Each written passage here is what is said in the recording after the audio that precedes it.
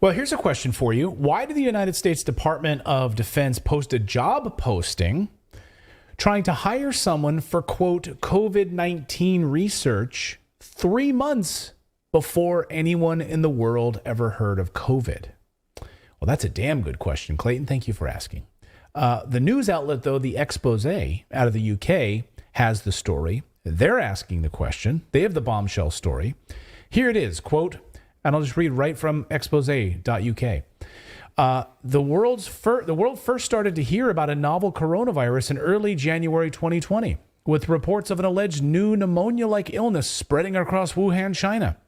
However, the world did not actually know of COVID-19 until February 2020, because it was not until the 11th of that month that the World Health Organization officially named the novel coronavirus disease as COVID-19.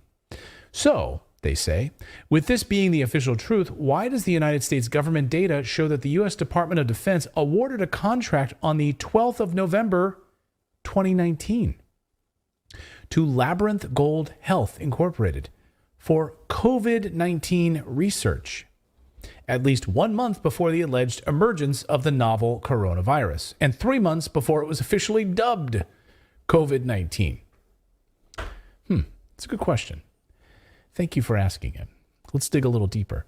So here is that job post. Take a look at the job post here, and you can see the needs are from Labyrinth Global Health on the 12th of November, 2019, for almost $400,000 is the job. SME manuscript documentation and COVID-19 research, the job posting says. Then here is a closer look at it, just so you can see. Here it is, the COVID-19 research. That's what your job will be in November of 2019. And here's just so you know where, that's the date as well, the 19th, November 12th of 2019. Very curious indeed. But it gets worse. The contract was for research to be conducted in, can you guess the country? Can any of you guess the country? I can, but I probably am out. Why? Because I can see it here, and I read the story earlier. You read some of my notes. Yeah. Can anyone else guess the country where this job posting would be? Anyone in the chat have any idea where this job posting would be? Like, we need COVID-19 research, and the country where you'll be based? See if anyone can name that in the chat. Let's see if anyone can name it. Yes, you got it. The answer is Ukraine. So your job will be in Ukraine. No, not the United States, but Ukraine. So as the expose reports, the contract awarded in November 2019 for COVID-19 research was not only instructed to take place in Ukraine, it was in fact part of a much larger contract for a biological threat reduction program in Ukraine. And you won't believe who was involved in this shady group. Labyrinth Global Health, which has the contract posted by the Pentagon, has been collaborating with Peter Daszak's EcoHealth Alliance and the company MetaBiota. MetaBiota. Remember MetaBiota? Since it was founded in 2017. Does MetaBiota ring a bell to any of you watching our show? If you've been watching our show for any length of time, then you know why this should ring a bell. As we recently reported on Redacted, back in 2014, a firm called MetaBiota, which specializes in detecting, tracking, and analyzing potential disease outbreaks, signed an $18 million federal contract as a subcontractor for Black & Veatch, which is in Georgia and Ukraine. MetaBiota was started with the help from President Joe Biden's son, Hunter Biden, and his investment firm, Rosemont Seneca Technology Partners, which, of course, he founded alongside John Kerry's stepson in 2009. Then, surprisingly, the top Ukrainian prosecutor started looking into this shady connection between Hunter Biden and these biolabs and MetaBiota. And then when Vice President Biden caught wind of this, he asked to have that prosecutor in Ukraine fired. Otherwise, we'd pull your funding. We know this because he bragged about it right on camera, as we reported. Watch. I went over for, I guess, the 12th, 13th time to Kyiv, and I was supposed to announce that there was another $1 billion loan guarantee. And I had gotten a commitment from Poroshenko and from Yatsenyuk that they would take action against the state prosecutor, and they didn't.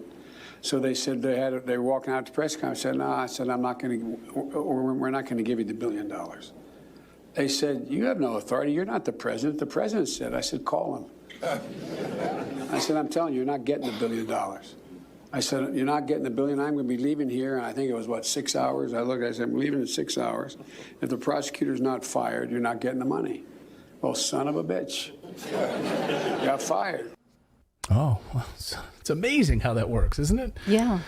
And then in February of last year, documents show that Zelensky ordered the destruction of all documents related to the Hunter Biden connection and the destruction of the metabiota documents that then were burned in big dumps in the back, which we showed you the video of that. So the expose wraps this up with two very important questions. Why did the Department of Defense pay a company that is allegedly a global engineering, procurement, consulting, and construction company specializing in infrastructure development to help implement a biological threat reduction program in Ukraine? I'm sure we'll get to the bottom of this through congressional hearings. And why did both the Department of Defense and said company then pay Labyrinth Global Health Incorporated to carry out COVID-19 research in Ukraine at least 1 month before the alleged emergence of the novel coronavirus and 3 months before it was officially dubbed COVID-19? Good questions that we're still trying to get to the bottom of. Yes. Well, Congress has voted to declassify COVID origins documents, so I'm sure we'll see all of this. Yeah, I'm sure. I'm sure we'll see things they don't want us to see. I'm sure it will not be a highly curated show of what they want us to see about China. I'm sure of that. Without redaction. Without redaction. There'll be no redaction anywhere. I have full faith of that. Jennifer Ketchum wants to know, what was the website again? And I'm glad you asked, because I was just about to tell you. And by the way, I should point out that it's independent journalism, and it's called The Expose.